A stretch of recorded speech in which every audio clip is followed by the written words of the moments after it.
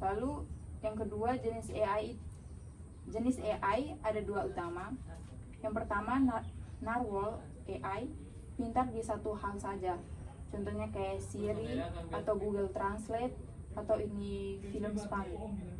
Yang kedua General AI, belum ada dan itu kayak AI-nya untuk kayak bisa buat apa-apa saja kayak manusia beneran atau dia bisa belajar sendiri. Yang ketiga, cara kerjanya pakai apa? Yang pertama, ini kayak learning atau ML, mesin belajar dari data kayak anak kecil yang dia contoh terus mereka bisa langsung tiru. Terus yang kedua, deep learning atau DL, ML yang lebih canggih pakai otak tiruan.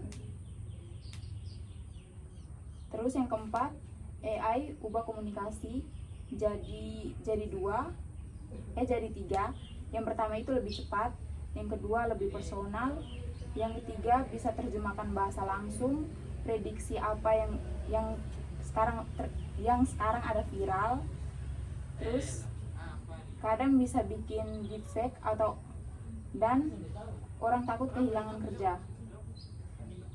Yang berikut ada ringkasan teori. Dari dulu AI cuma bisa perintah mata, sekarang belajar sendiri dari data.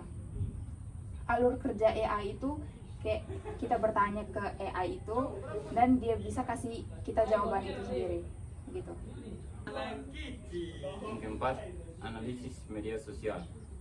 AI biasanya digunakan untuk menganalisis data media sosial seperti mengetahui tren pasar, perilaku konsumen, dan pendapat publik. Yang kelima, pengenalan wajah dan suara. AI dapat digunakan untuk pengenalan wajah dan suara yang lebih akurat untuk berbagai tujuan, misalnya autentikasi dan keamanan. Yang keenam, jaringan 5G. AI memainkan peran penting dalam pengembangan dan implementasi jaringan 5G yang memungkinkan peningkatan kecepatan, efisiensi, dan keandalan jaringan. Yang berikut, tantangan dan etika AI dalam teknologi komunikasi. Meskipun AI menawarkan banyak manfaat, terdapat beberapa tantangan dan etika yang perlu dipertimbangkan, seperti yang pertama, bias algoritma. Algoritma AI dapat mengandung bias yang menghasilkan hasil tidak adil atau diskriminatif. Yang kedua, privasi data. Penggunaan AI dalam komunikasi menimbulkan kekhawatiran tentang privasi data dan keamanan informasi. Yang ketiga, kehilangan pekerjaan. Otomatisasi tugas-tugas komunikasi dengan AI dapat menyebabkan hilangnya pekerjaan bagi manusia. Yang keempat, etika AI. Penggunaan AI dalam komunikasi perlu dikaji dari 3 segi etika, seperti transparansi, akuntabilitas, dan kontrol manusia. Jadi selanjutnya saya akan menjelaskan tentang apa itu chatbot dan asisten virtual. Nah teman-teman, jadi chatbot tuh kayak robot chat yang bisa ngobrol tuh lewat chat saja. Tapi kalau bedanya sama asisten virtual, dia tuh kalau asisten virtual bisa pakai chat, bisa juga pakai suara, kayak seakan-akan kita lagi teleponan gitu sama AI-nya, bisa kasih keluar suara.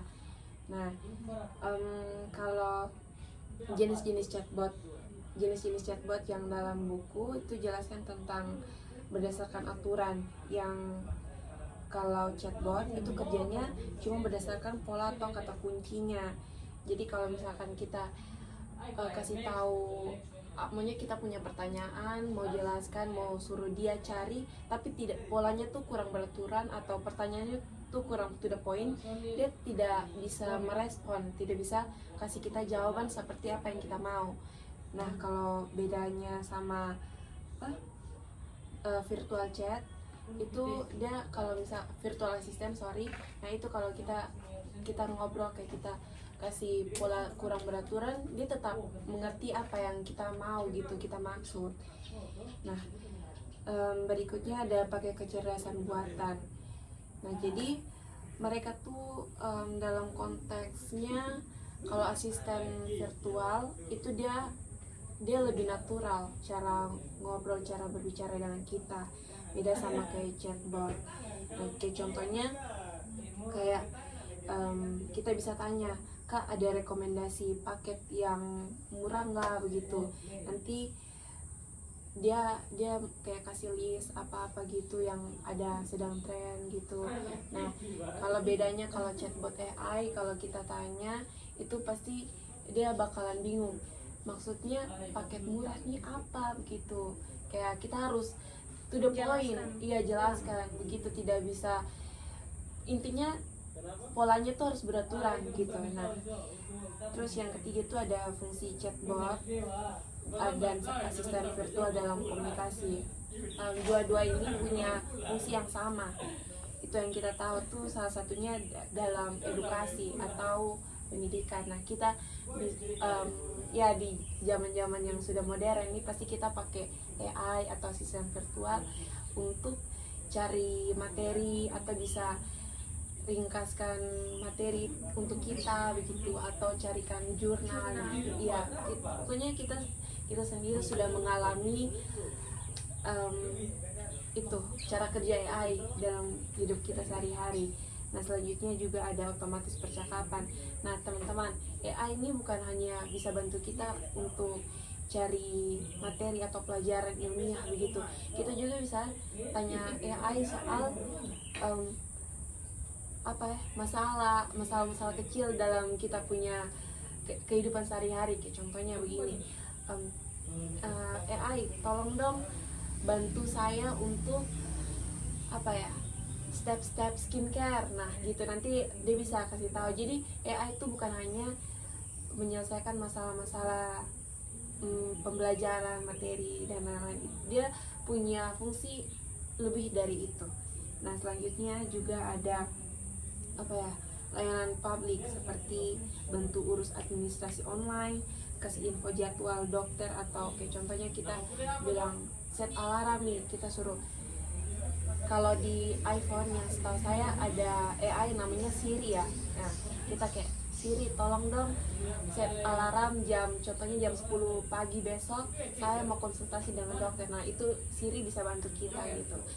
Nah, mungkin perbandingan singkatnya itu kalau seperti kalau peraturannya kayak jawab tuh sesuai aturan. Kalau chatbot tuh gampang error kalau pertanyaannya beda, atau kita tuh harus to the point yang tadi saya bilang.